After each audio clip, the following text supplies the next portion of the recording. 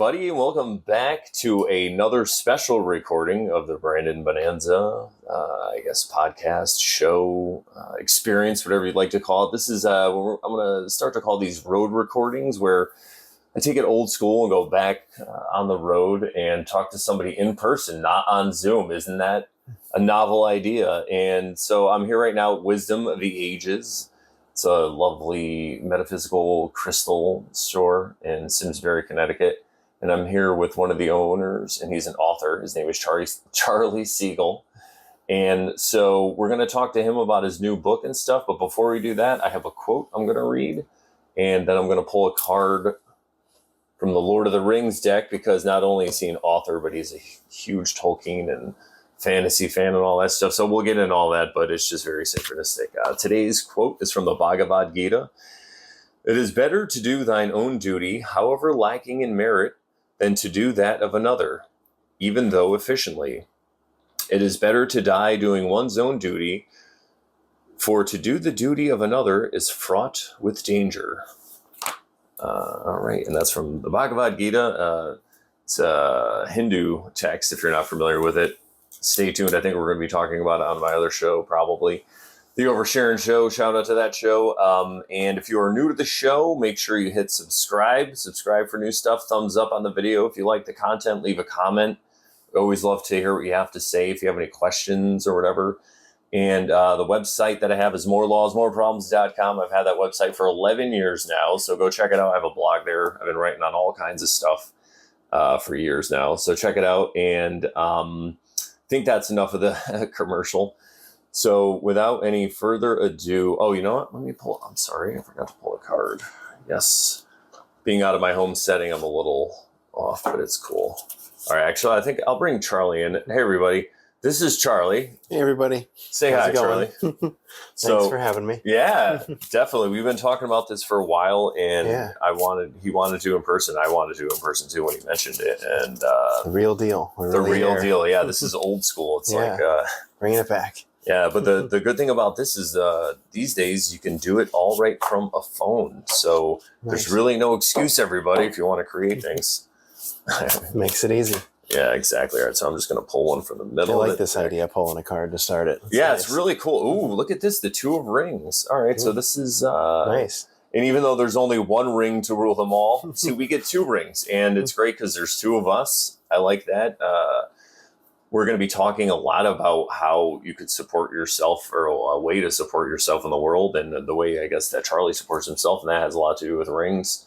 And I'm sure I'll be talking a little bit about that in my own life and learning stuff I can learn. So I think it's a really apropos card. It's a word I love to say in my show. And I like this too, because there's two different rings. Like one of these rings has an eye, it looks like, or a gem. It's very fiery. And then this one just looks like cold steel. So you get kind of two different, like a as above, so below kind of thing going on. But if you want to say anything about it, I mean, nice balance between them. Yeah, exactly. More like the fiery versus like the colder earth kind of feel. Yeah, totally. Nice. Love the artwork on these too. Yeah, it's really cool. Let me see if I could find like just a cool, let's see what's on the bottom. It's giving us all, here we go. So page one, that's funny because I pulled this in my reading, the daily I did for myself. This is a cool one. I think that's probably Pippin. I think so. Yeah. But so I think with that out of the way, we can kind of jump into what we're going to be talking about. Since you brought it, you want to show it on the... This is my new book, my fourth book. Just came out in October. Awakening the Inner Light. The extreme zoom. Yeah, zoom right in. There we go. Awakening the Inner Light to walk the path of the soul. My fourth book, my biggest book yet, kind of surprised me actually how big it really is. I've been working on it for 10 years or so now, compiling what's in it, and then just felt like the right time to really get it all together and get it out there now. Yeah, wow, that's amazing. So this isn't your first book, though. Yeah, fourth book. Fourth book, obviously. Yeah. So you have a little experience with it. So before we get too deep into things, do you have anything that you could offer as, I don't know if it's say advice or like words of encouragement for people that might be, because I feel like I've written a book and I'm working on a second one. Everybody knows the story that listens to my show anyway. But it felt like it was this idea, like I was pregnant with this idea, and I would try to talk about it with people, and I couldn't get sleep sometimes. And I feel like it was because I had to get it all out. Like I had to birth this idea out into the world so that I didn't have to keep thinking about it. It was like taking up a lot of RAM, like on a computer, right? Totally. So anywho. I like that saying, like pregnant with the idea. That makes a lot of sense. There's an author that I like, that he had a little introduction to his book. His name will come back to me, but the introduction sticks with me because he said he thought he was done writing, and he's just living his life. He's retired, and then he's hanging out in his living room, and he had this feeling like the character of that book like broke down his living room wall and was like, "I'm not letting go of you until you tell my story," and he had to write another book. Amazing. That's like the kind of stuff that happens to me in its own way, I think, and sounds like you too. Yeah, you just got to do it. Yeah, exactly. So I don't, like I said, I don't know if you can offer any words of encouragement or some kind of it's advice to people, or like I've really grown up here in Wisdom of the Ages. I like to say that my mom started it when I was 3 in 97. So like I wasn't very helpful, but I was always around pretty much. I was homeschooled too, so I did a lot of my work in the back of the first location. This is our new location since last year, but there was a little back room, a little desk, and I would do my work back there and just be listening all the time to like, she's out there helping people with like their personal life stuff they got going on, like things with like meditation, crystals, spirit guides, just connecting. So I'm listening to all that and hearing that like, well, this is what like you can do, like get out there and help people. And the older I got, I kind of had my own direction of like, I'm a fine art photographer and an author and other things too. But we'll get more into that. It sort of works. It's kind of interlocking, I think, together. But that's where the title came from, is Awakening the Inner Light. I go through in the introduction that there's just all these different religions or spiritual practices around the world say that there's something in us that isn't just your body. Like this is just your vessel for the real you. But sometimes in modern life, people are like living from the vessel perspective. And it's like, let's get deeper inside and awaken that real us that's in there. I like that. The way that I talk about it on my show, we talk about my other shows, the Over Sharon Show. It's on this channel. Check it out. My lovely co-host Sharon. We're talking about the Tao Te Ching right now, but the way we frame a lot of these things, because I think there's a lot of misunderstanding going on. I have a Libra rising, so I always see the both sides of problems. It's my whole life. I've always seen people arguing. I'm like, no, you guys are just misunderstanding. So I see this in the way that we talk about it is people have two different views, or there's two different ways to view this experience kind of from like a point of view. You can have a physical point of view or a spiritual point of view. That's the kind of way we look at it. And you can have both, at the same time or in one day. But what we talk about is, the way we frame it that way is really to help people when they have like a problem with the world. They're like, the world is so troubled right now. And you could point to wars and all this terrible stuff. But the way we look at it is, yes, on the physical view, from that viewpoint it is. But if you look at it from the spiritual, could it be that it's all happening for a reason? It's just a cosmic dance. And if if you have the belief that after we died, something else happens, whatever it is, then we go on to something else. And maybe we're here to learn lessons. So that's kind of how we look at it. So I feel like a lot of people, and when you talk about awakening the inner light, that's what it is, because we're so steeped in materialism in this society. I feel like it's really like the largest religion. It's like water for fish. They don't realize they're in water. True. And so until you kind of awaken to that and have that awakening, it happens with a lot of people when they have a near-death experience sometimes. But if you're born into it, it's great. I mean, even in the Bhagavad Gita, I think Krishna says, like, if people were born into a house of people that meditate, it's like the highest thing you could do. So congratulations to you, I'm glad I got into that. That's nice. Yeah. So I feel like that's really the distinguishing factor that people, and it's cool. I don't judge people, if you're not in that, if you don't have that viewpoint yet, it's cool. Maybe you need to almost die and have it. No, but I just wanted to bring that up, because I feel like that's really what you're talking about here, is when you first started to do that, and a lot of people talk about that, they're awakening, like what woke them up to that or whatever. But I feel like for you, it was like a lifelong thing, kind of, right? It is, yeah. Just like I've had crystals in my pocket since I was a little kid, and like been meditating. My mom would walk me through like little mini kid versions of like energy clearings and meditations, and I always thought of it like this fits into regular life, and it makes regular life better. Like I'm not separate from, I am out there doing regular life too, but it just supports all of that.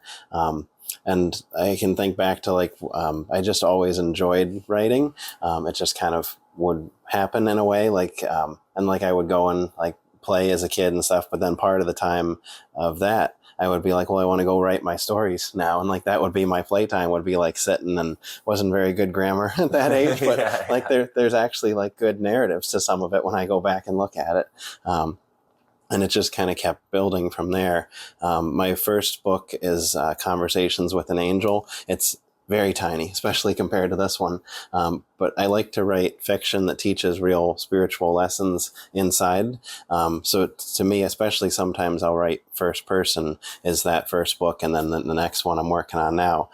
So to me, as you read it, you kind of lose the difference between you and the character. Like you read, like I did this enough times, some part of your head is like, well, maybe I did that. Like I can picture doing that. And then you're picking up like experiences and meaning and depth from those characters so hopefully like you're entertained, but you put the book down and you're like, well, if I was that character, maybe like this would help me to think that way. Yeah. Make a little shift. I love that too, because another thing we talk about a lot is so many people try to change other people's minds, or they try to tell them the way it is, or, I even know from my own experience, I found out some bit of truth, right? And I use like the JFK assassination as like a good thing to use as like a story, because no one's really offended by it anymore, instead of talking about other things. Yeah. But, some people think that it's the official story. Some people think there was a cover up or whatever, right? If you come across information, you're at Thanksgiving, like trying to convince everybody. Yeah. And what we always say, use that analogy however you will in 2025, right? Yep. But you can't change anyone's mind. And we always tell them people only can realize something and know it by doing it. Like knowing means to experience it. Like we're always like, when in the Bible, when they say Adam knew Eve, we're like, he knew her and then they had kids, like you gotta know.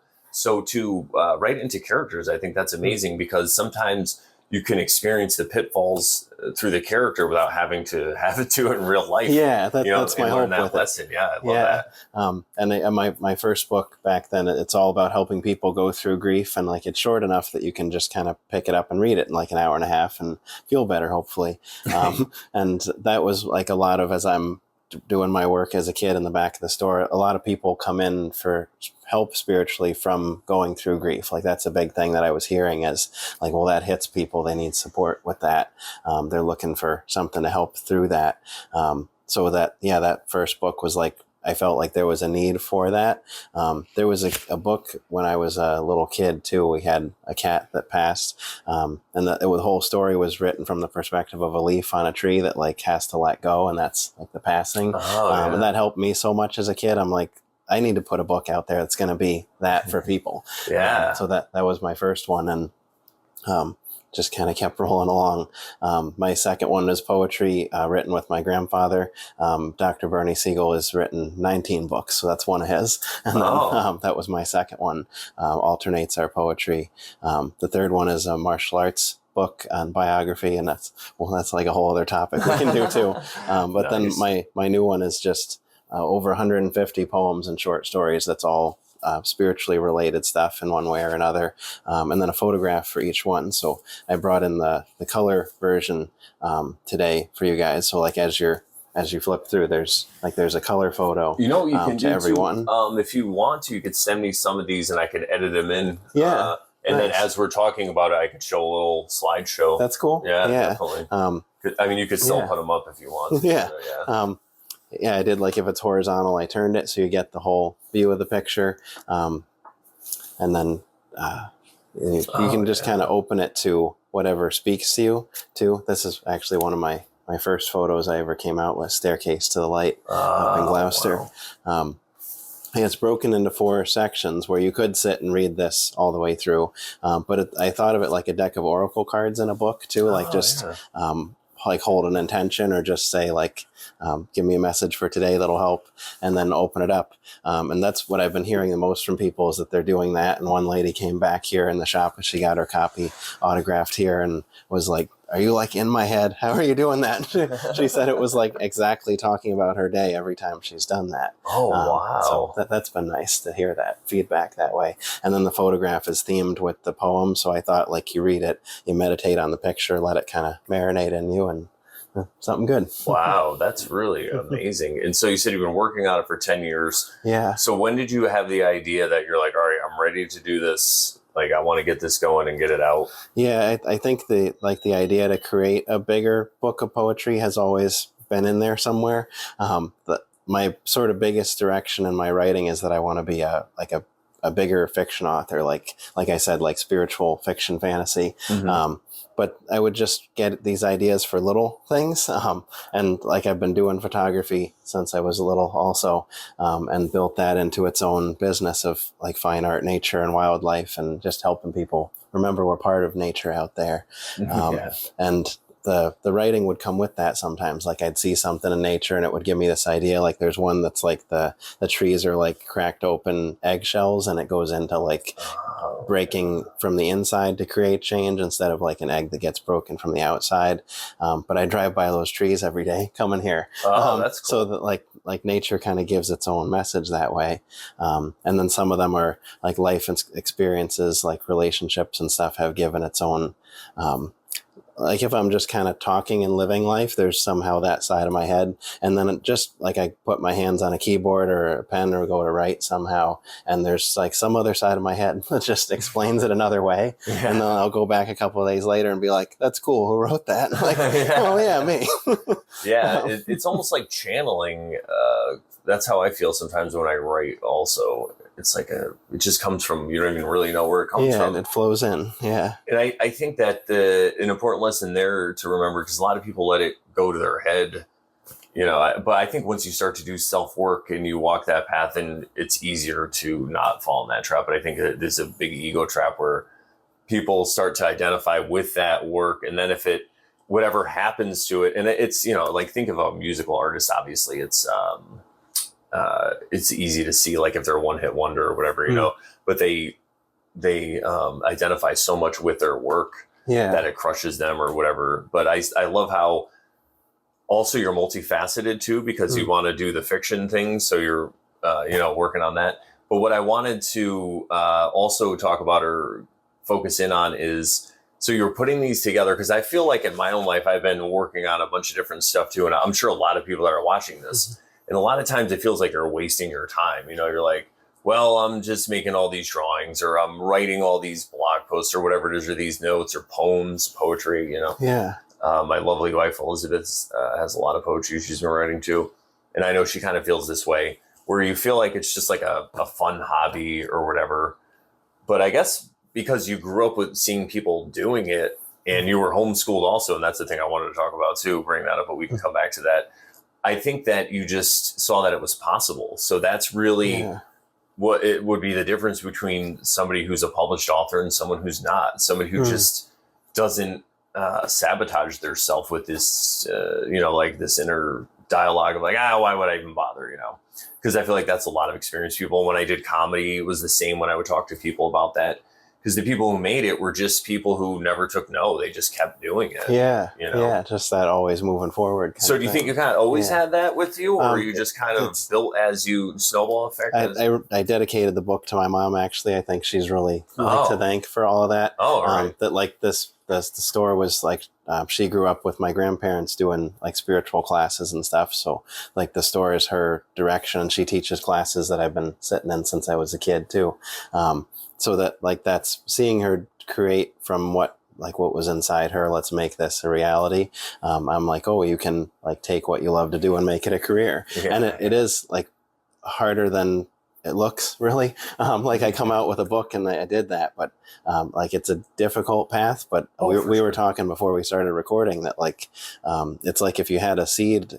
Like, a seed has its DNA of what plant it's going to be. I have this whole theory that like our souls are like that seed. So like you're born, you're planted with this in you, this drive to do something.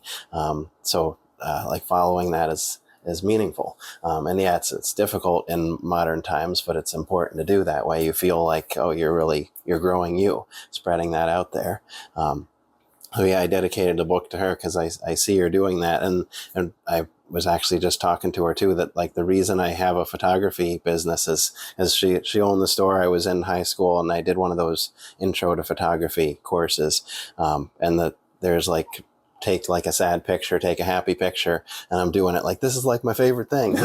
I'm getting good grades in it. And I showed her like, hey, this is what I submitted for my project. And she said that my work back then was as good as the stuff you're getting in the calendars in the mail, like from the donation places. Oh, so wow, nice. She's like, make some greeting cards, put it in the store, give it a try. And a year later, I'm like, oh, I got a nice camera now. And instead of college for photography, I went twice to Iceland and took like courses in the field taking pictures. Yeah. So there's a lot of those photos in the book. And then my martial arts practice has brought me to Japan, going to be 4 times this spring. So there's a lot of those photos in there too. And, amazing. Yeah. And my goal with the photography is like, I actually don't put my name on my photos like it is because it's the book. But my photography business is naturephotoby.sc.com. And it's all connected. That's from the previous martial art that I did. They called me Sensei Charlie in SC.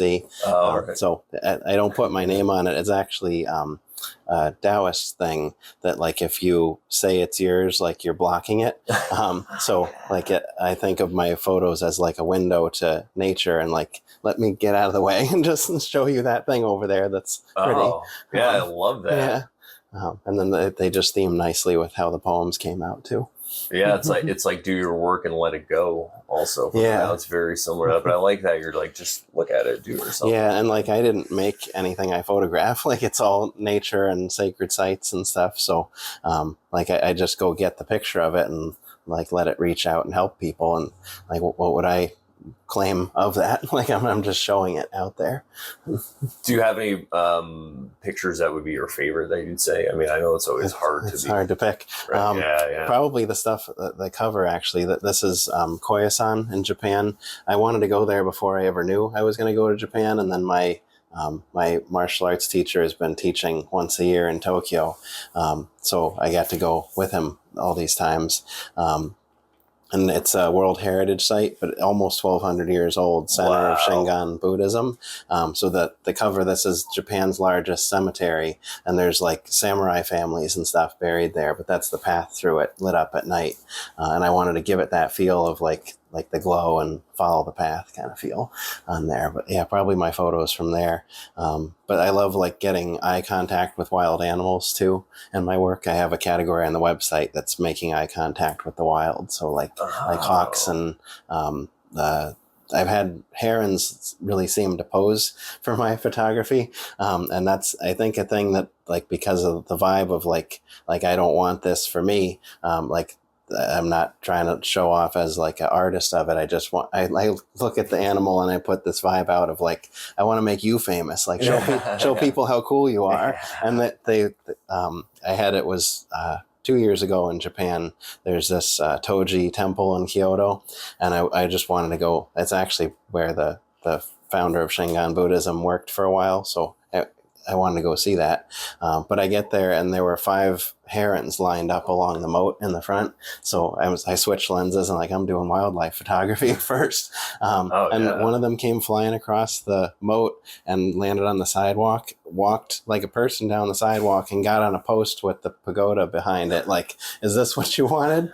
And that's probably been one of my best selling pictures since, but like, he just looks cool. He wanted to get famous and show off all the coolness for people. Hilarious. That's funny. Could he be an old soul, like a Buddhist watching the temple? Maybe. Like, I'll get a picture of me. And you never I like to keep it open like that. Yeah. That's amazing. What are some of the other places that you traveled that you're really excited about or that you want to go back maybe? Yeah, I started off locally. We go and handpick all the crystals for the store here. So like day trips around New England and then like, well, let's go for a walk somewhere after that. That staircase to the light I showed was from going to a crystal show in near Gloucester, and we went to that park after. Oh, nice. And then I've been doing martial arts since I was 4 years old. I started in like a punch kick Kempo karate kind of thing. I did that for a long time and enjoyed that, but I ended up switching when I was 23 into Daitoryu Aikido Jiu-Jitsu, which is what I practice, and I lead classes in that now. And that's like a exactly preserved art of the samurai from it's like 1,200 years old now. It's old. Amazing. And that's what the Takeda clan of the samurai did empty-handed, like when they weren't gonna like draw a weapon, or like say they're grabbed like from drawing a weapon, it was their empty hand art. And it's very spiritually connected, I think. Because you're literally connecting to the person who, like, in their perspective is attacking you. But you're like, thanks for that grab. Like, let me kind of like mold and connect to you. So it's very subtle. It doesn't have to be like damaging to the person, but it stops the attack. So I love that kind of stuff. So yeah, I love that stuff too. We've been talking about that to talk about Mother Shogun, because we've been talking about the Tao. So, you know, it reminds me of the verse. It's like the generals have a saying: "It's better to retreat an inch, or it's better than to advance a yard, or an inch is better." Take two, everybody. Better to advance an inch is to retreat a yard, something like that. Where it's always about like flow and acting instead of reacting. You know, like let them act or that kind of thing. Yeah. So that's what it reminds me of. I get a little lost in my words sometimes, but. Yeah, I really like that. And how long have you been doing that then?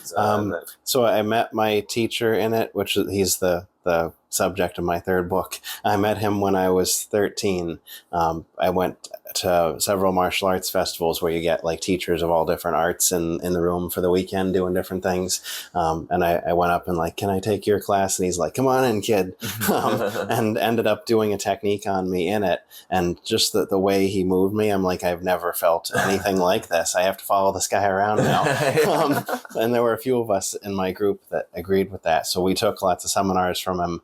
And then I was like, okay, I gotta go do that. I like put a white belt back on, started following him around really. Oh, nice. And he's been so welcoming to work with that he set me up leading a group right here in Simsbury. And then I follow him around the world now. So cool. we've been out to California several times, and that's like I got to photograph the redwoods and Mount Shasta and stuff because I went to train there first and then did photography. So I like how you're fitting everything in with what you do. So if somebody asked you what you did, you're kind of like, I'm like a Renaissance man. Like I'm a jack of all trades, master of some of them. You're like, master of most. I would say I'm not. I don't know. But I love that. And I think that's really because it comes back to what you're saying about going to homeschool and stuff, right? Because if you think of the traditional path of somebody who goes to school, they're just kind of taught information and stuff with information. Where I feel like a homeschool, you learn how to live in the world, really. Like you're watching your mom make a living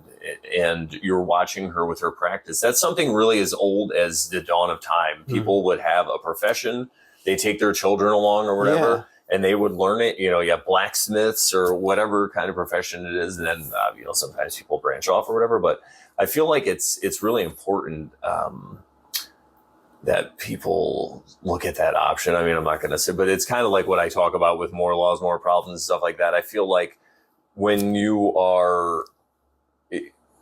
raise a child in that environment, there's a lot less like programming, I guess, and stuff you have to break away from. That's kind of the experience I had. I had to like break out of this way of being. And that's why people ask, like, what do you do? What do you do in the world? Like, what's your job? And it's like, well, I kind of have a bunch of different things that I do. Yeah. And it's so great to see somebody who's doing it successfulment and to talk about it with you. So nice. Yeah. So do you feel like it was a big advantage doing that homeschool thing? I think so. Want to talk about it a little bit? Sure. I did it through Oak Meadow School is in Vermont. So they're an accredited school that sends you like the books, the work to do and everything. It's probably online now, but I had books. And I like as a elementary school kind of thing, there's like a teacher out there who like looks at your work and keeps an eye on it, but it's really like parent working with you. And my parents always split it up. Like my dad was in charge of math and science and my mom would do the other stuff. And then like we would joke that I got to like 8th grade or something and like my dad wouldn't do the science and the math anymore. And like, okay. Then into high school, it's more of like I would do the work and I would email it to teachers that would grade it. But so there's a lot of like still structure, but there were times that they would let me like I tended to not really like the assigned books and stuff that you had to read. And then they would leave me space of like, we'll pick a book and write on that for your next project. And I wrote on like Buddha and Jesus and stuff and like wow. Black Elk Speaks. And like, they're like, okay, this is unexpected, but sure, you can write on that. And that was my kind of stuff. So, oh, that's cool. Yeah. So you got like a jump start, which, cause I had to read all these books that, like you said, you're not even really interested in. I mean, some I was interested in, but yeah, that's really amazing. And then high school, you said you took some classes out of high school too, or? In Oak Meadow School, you could really like you're picking your electives and stuff, and I picked like photography and like give me anything on writing in English, and like that's what I wanted to do. I like made myself memorize math and get through it. Nice, but. The writing sort of came together more in that they would give the little projects of like, write a short story and they're like, okay, make the outline. You have like 3 weeks to do it. And I generally refused to make outlines and made it look good enough that I would pass because I sit down to write and it's interesting later, I've heard other authors say this, that the characters tell me what they're going to do. Like, it's not until I'm writing that like I have like an idea of the story, but I start to write and something happens and I'm like, well, that's happening now. Let me tell people that's happening.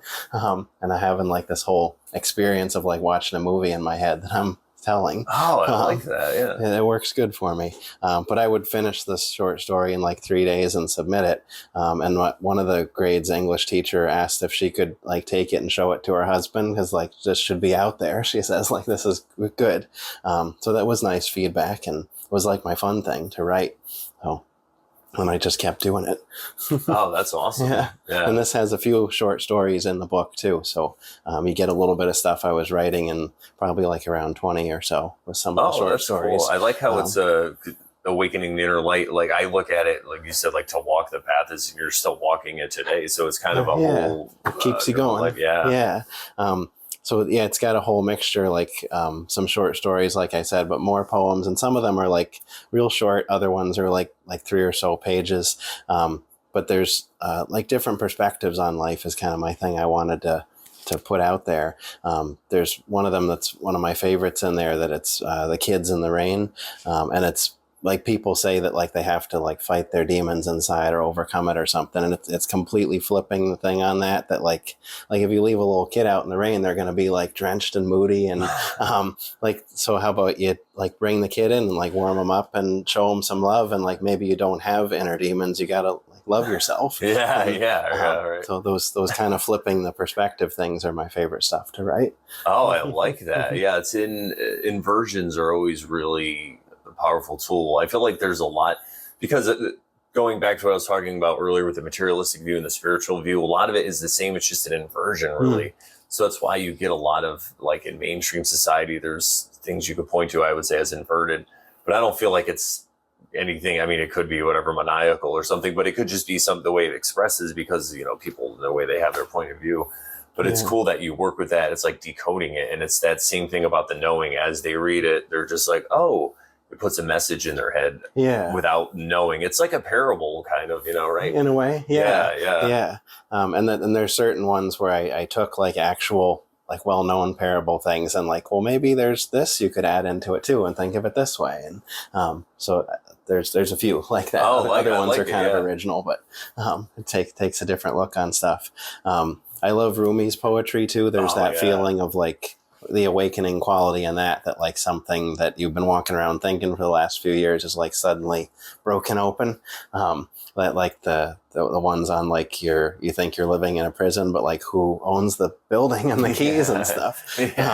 So that like the spirit of his writing, I think just kind of happens sometimes when I write because I love the feel of that and like they're original, but they are almost some of them are like a modern day expression of a similar feel. Yeah, I like that. Yeah. I feel like that's a lot of different religions to me are that, but I feel like people start to worship the religion itself because they're viewing it from, like I was saying, that physical view. But I think if you take a spiritual look at most religions, they have that message or a certain message that is fit for a time in people in that time in society. You know, so people will like say, "Oh, I like Christianity better than Hinduism or whatever." But it's like, well, they're kind of telling, like, Jesus is saying the same thing as Hindu or as Krishna. If you think about it, it's just to a different audience, really. You know, it's like some people just get hung up on the flavor or the brand. And what I always say is like, there's one mountain. Well, I didn't make this up. It's like one mountaintop, many paths up to that mountaintop, right? Yeah. And I feel like you recognize that and you use that in your writing because you weren't like trying to stick to this way of writing that. Because like when you take a class, and that's what happens, and I tell people a lot too, like when they're like, "How did you start writing?" And I'm like, I just kind of started doing it. And I looked at some of the authors that I liked and I talked to different people and just figured it out, watched YouTube videos because it could be valuable to go to a class, I guess, also. But sometimes, like you said, when you go to a class, they have you do it a certain way. And then that kind of takes away. In some people, if they feel like that's the way that they have to do it, again, this inner voice is coming like, "Oh, you got to do it this way." And there's like conflict and stuff like that. But I think the best people are all the people they say are geniuses have found a way to do it. They're like a easier, best way or whatever to do it their own way. Yeah. And I feel like that's kind of like our path, right? To find the way to do it. And who's to say, it's not going to be, it's not going to be great. Or I can say it that way. Yeah. So my third book is To Become a Living Art, and that's my martial arts teacher's biography, Roy Goldberg Shion. I never expected to write nonfiction at all. And he saw me coming out with other books and things, and I've known him a while, and he called me up actually like a couple days after the second one came out that I did with my grandfather, and he was like, "You want to write my book next?" I'm like, "Oh, okay." And it was actually a really interesting timing that it was right during the pandemic. Like I couldn't go to his house and train with him.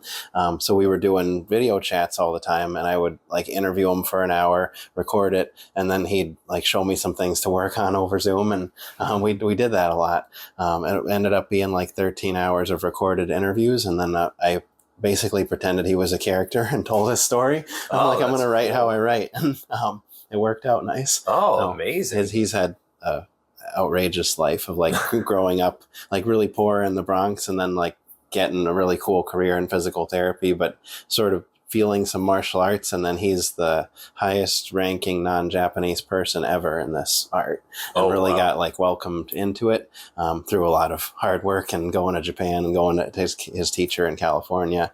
So I'm like, this story should get out there even for non-martial artists. It's inspiring. It sounds like a movie almost. Definitely. Yeah, he says it's like the Karate Kid, but it took a lot longer than it does in the movie. That's funny. They wrapped it up quickly in that. I hate how fake Hollywood is right now. That's awesome. Well, let's talk about some authors maybe that inspired you as a child.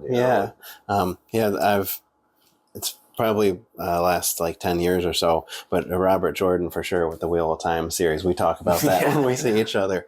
I was listening to it on the way here. It's just like nothing else, I think. Like it sort of takes you on this journey with the character, and now I'm on my third time listening to the audiobooks through it, and the way he brings in mythology of other, like really of all cultures.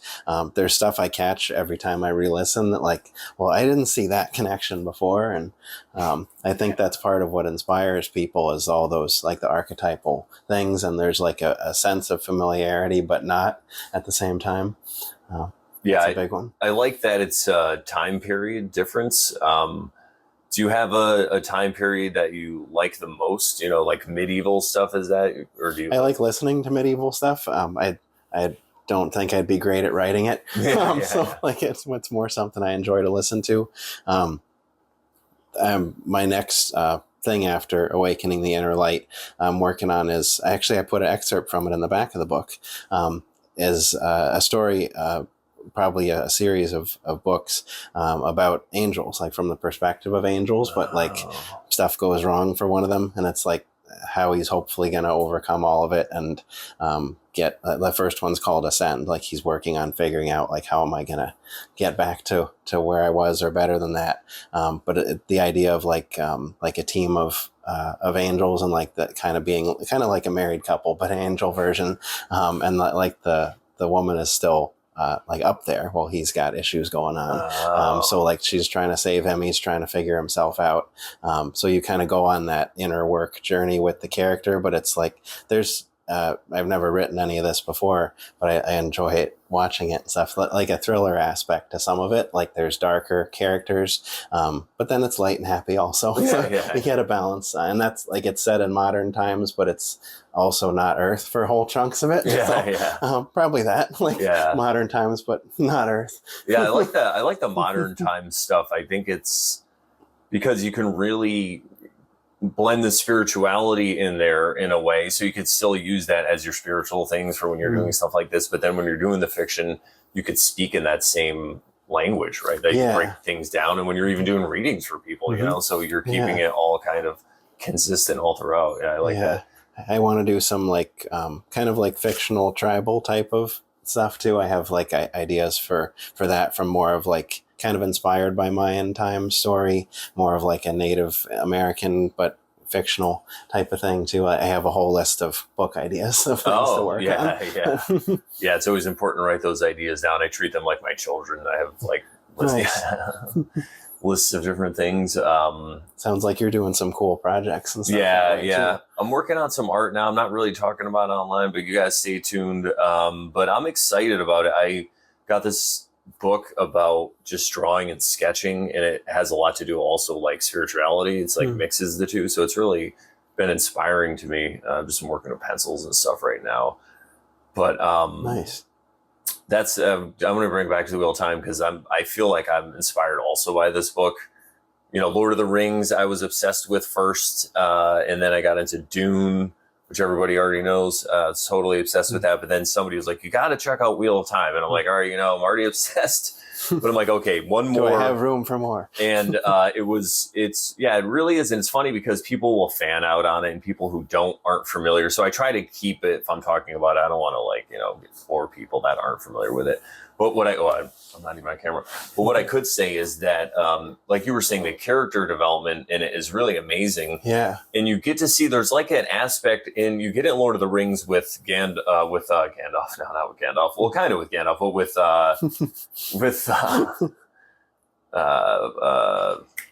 Gollum. That's the other G with the precious. That's good. Well, we can do it all day, but anyway, so just do the whole interview in that voice. So, Charlie, the book. This is my precious book. Yeah, I can't do it. Watch it too much, but so you get the aspect with Gollum because, like I say to everybody, spoiler alert, sorry, but Frodo isn't the one who destroys the ring. Yeah, right at the end of the book, he takes it for himself. He actually becomes the villain if you think about it. Like everything would have been screwed up, and Gollum inadvertently saves the day by trying to get the ring for himself too. Yeah. So you see these dark aspects, and throughout the book, they always talk about killing Gollum, and he, you know, the elves almost kill him, and they don't. They're like, well, we spared him because we didn't know who he was. You know, when he comes close to Lothlorien. You also have Gandalf, obviously, giving the famous speech, famous to me anyway, where he's talking about, you know, he's like, many have the power to take life, but do you have the power to give it? You know, can you give life? So he talks about how you never know what's going to happen.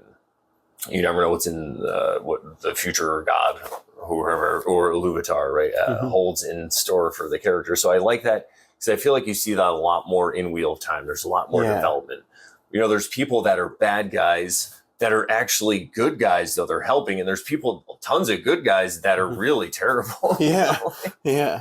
Because you have like a dark and a light, and so many people say they're fighting for one side. So I like that because it's so nuanced in that way. And I don't think that you get that as much in Lord of the Rings or Tolkien, not to take anything away from it. It's great in its own right.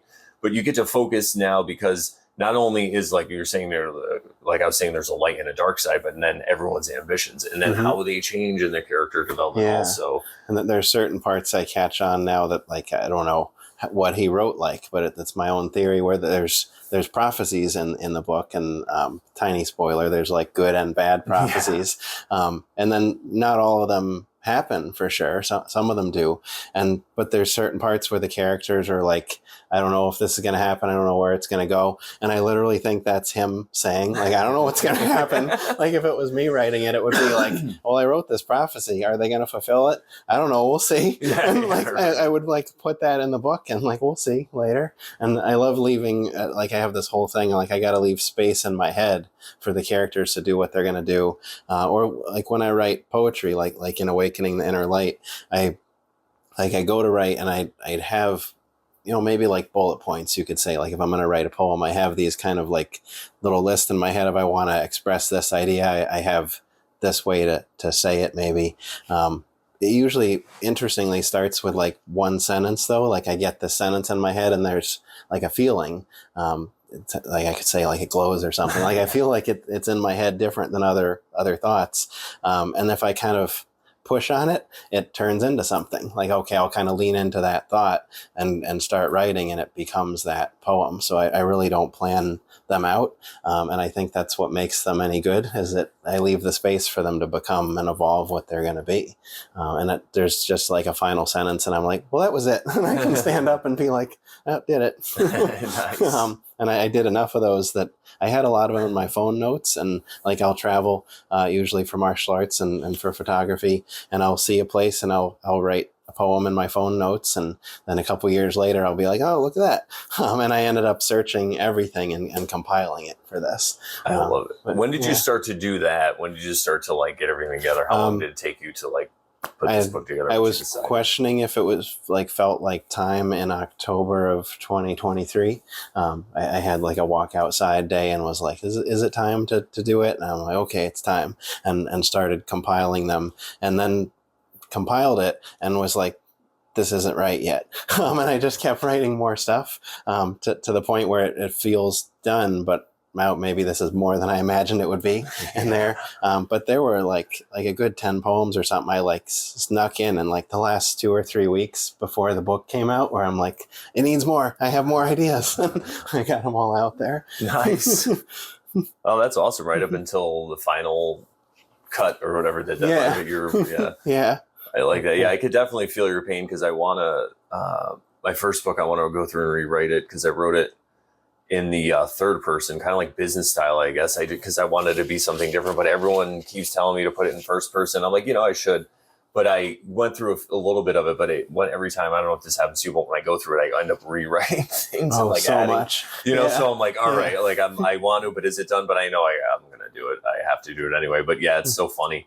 I think it's kind of like, it's like giving yourself a haircut. If anyone's ever given themselves, I'm not getting like this, but if you have shorter hair and you're like, wait, is it? And then you're never done. Before you know it, you're bald because you just kept trying to fade it. Yeah. I guess it's done. Yeah. So yeah, there's nothing left to cut. It's done. It's like when I'm trimming my mustache, I'm like, oh no. Yeah. Yeah. So I had a nightmare about that one night. I was like missing a chunk. It's like the weirdest dream.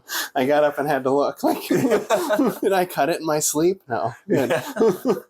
That's funny. Did I bite it? Yeah. Hilarious. Yeah. That's awesome. Did you want to read any poem or something? It'll be nice. Yeah, please do. Yeah. We're going on about, we're close to wrapping up, so you can read and then we could. I forgot to even mention too, my grandfather, Dr. Charlie Siegel, wrote the foreword for this also. Amazing. When I went and visited him like September or something, and he was like, if you ever need like a letter to somewhere or something, like and I'm like, well, you could write the foreword for the book. So he was excited and did that. Cool. Our book we did together is When You Realize How Perfect Everything Is. And it alternates our poetry, but our poems are written decades apart. And it was like one of those weird, cool coincidence things that we email each other a lot is like our biggest communication thing. And I would email him like, I wrote these couple poems. What do you think? They're new. And he sent me back a document of a lot of his poems. And I'm going through it like, did he send me my own what? And there were some same titles, same metaphors, and quite a few of them. So I told him like, what if we turn this into something? So I went through and matched them up, and they really read like a conversation, like we're responding to each other. And it's not a real big book, but like there's a lot of stuff in there. And it's probably, at the time it was like a third of my poetry group we put in the book. So then it's grown since then, and I put all of them in here. Oh, cool. All right. Yeah. But they alternate interestingly, and a few of my photos in there. So we got to do that together, and then I was like, well, now I'm going to do a big poetry book. So he wrote a nice foreword about all of it. Oh, amazing. So, and it's to me, I think it's such a compliment that he says I'm like old inside. Yeah. Like he says he didn't start really writing spiritual stuff a whole lot until he was older. Like he's really well known for the mind-body connection and like health with visualization and meditation and stuff. Mm-hmm. But spiritual stuff is newer for him, and that's kind of what I started with. All right. And then we've connected on that a lot. Old soul. That's great that you guys both arrived at it around the same. Interesting. Yeah. That is interesting. And then I did my own introduction in Awakening the Inner Light, also just talking about kind of what I talked about here growing up and stuff. But I also bring it back to like a couple different things with other religions and everything. Yeah, and here it's talking about a myriad of cultures and spiritual expressions share the idea that a great light lives within us, and that's those teachings gave rise to the title of the book. But I give a little list, like Shingon Buddhism teaches of the Buddha that lives within all of us, just waiting to be realized. Traditional Lakota culture teaches of all my relations, that we're all connected, all one family in life and spirit. Shintoism teaches that everything has an energy and an essence and a soul in it. Spiritualism says that your soul keeps going after death. And then I did a couple of my favorite quotes that John 17:16, Jesus said, they're not of the world, just as I am not of the world. And we're like, yeah, that's deep. And in Corinthians, they say, we look not at the things which are seen, but at the things which are not seen. For the things which are seen are temporal, but the things which are not seen are eternal. So it's like, how do you write about things that you can't see? But that's kind of my direction.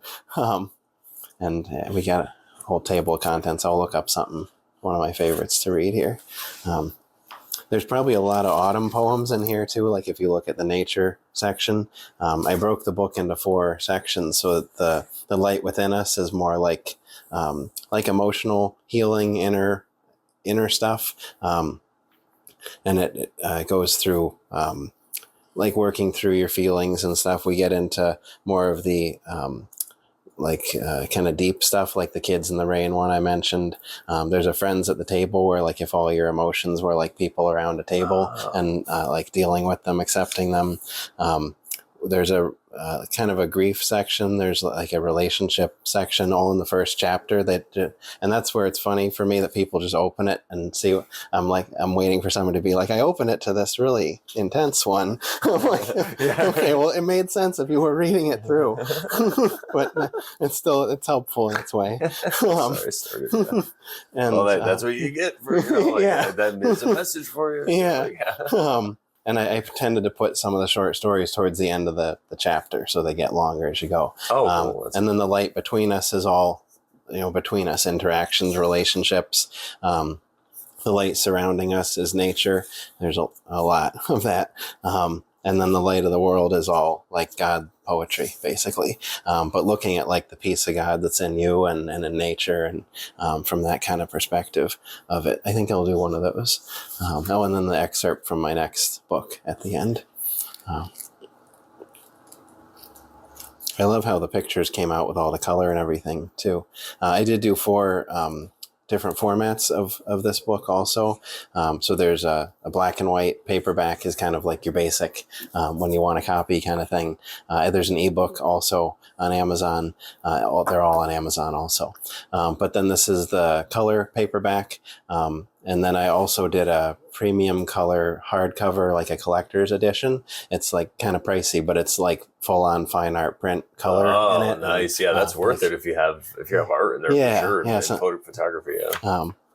Amazing. So where could people get it, by the way? We should probably mention that. Yeah, I'll put links too below everybody, but that was in the back of my mind. I published it through Amazon. I self-published this one, so it's if you look up Awakening the Inner Light, if you look up Charlie Siegel, you can do the full title, Awakening the Inner Light to Walk the Path of the Soul.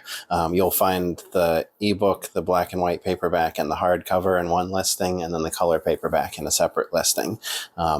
And my other few books on there too. Or you can check me out online, naturephoto.sc.com, or I have social media, naturephoto by SC, and author Charlie Siegel. And you can get autographed copies from me that way, or here in Wisdom of the Ages too. They're here on the shelf. Yeah, come on down. Tell them you heard about him on the Brandon Bonanza show. That'd be great. Nice. For sure. Yeah, it's fun doing the show. It's nice. Yeah. Definitely, we can do it again for sure. Yeah. So I thought I'd read today When Life Brings Me to My Knees as one of my own favorites. And the picture to go with it here was from my last trip in Japan. It's Mount Fuji with all these pink moss flowers. It's just fields full of these bright flowers. It's a festival they do every spring. But it cleared up nice to get to see Mount Fuji that day. Can you just live there? Can you just... Yeah. I'm just going to put a tent. Yep, I'm just going to stay here. Probably could, the way I look. They're like, it's Jesus, he can live there. Not making claims. We'll give him a spot in the corner. Yeah, exactly. Yeah. I'll take it. Yeah. All right, so here's what I'll read today. When life brings me to my knees, I sigh with gratitude, show me where I'm meant to be, for on my knees I'm one with the earth. Calloused hands rip into its soft loam, fill them with the riches and splendor of that which has sustained generations. Relieve me of the pressures of standing on my own 2 feet. I'm my own being, but I come from you, Mother Earth. Let me feel how I walk with you and bow gently in humble respect, each step a prayer. When life brings me to my knees, I shatter into a million humble pieces, but I recall that the stars are scattered across millions of more miles than me, yet still they shed light. I honor their integrity. I tilt my head back to look at the cosmos, knees sinking into the soft earth, content to bear my weight. Thank you for bringing me here, life, for this is where I pray. I reach my voice up to the heavens in a raucous call. God, let your will be done here on earth as it is in heaven. I feel my burden start to lift, and gently I realize I'm part of a gift. By acting in a true way, a light with the promise of love and better tomorrows, my place on this earth can be one of grace to make the world a better place. For perhaps my existence on this earth is a form of coming to my knees. For living down here amongst the fallen leaves is like coming to my knees from my full height. I have left the heavens for a time while in this body. A soul content to reach across the worlds now knows the boundaries of a human body and lives day to day. An eternal soul on vacation in a vessel to find the blessings of existence. But I must remember, so important to recall, this life isn't so different from heaven at all. Bring a spark, bring a light, be a gift, shine bright, they said, and in answer I will stand tall. For if I'm not in the heavens, I can bring some of heaven with me in my heart to these lands. And while I may think I'm not present in the heavens for this time, who says this is true? It's impossible to leave something behind that's part of you.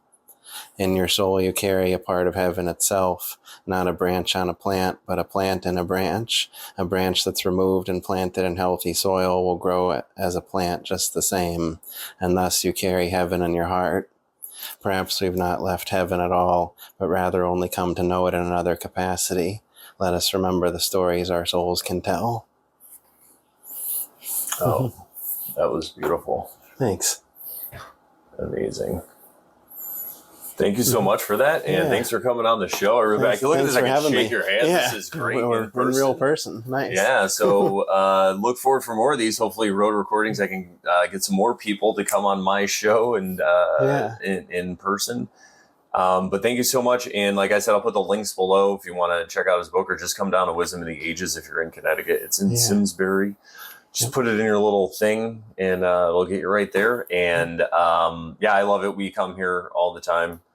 They're it's always fun to see them. Yeah, we always light up. They have the best taste in crystals, I think. Thank you so much. Yes, my wife, shout out to my lovely wife Elizabeth. She has amazing crystal taste, and she showed me this place. So it's all nice. It's all her. It's all her doing. That's nice. Like I said, if you're new to this, subscribe if you like it. Hit the thumbs up. MoreLawsMoreProblems.com is my website. If you'd like to support the show, the best way is to hang out when we premiere these. But there are several ways on the website to support us, so you can check all that stuff out.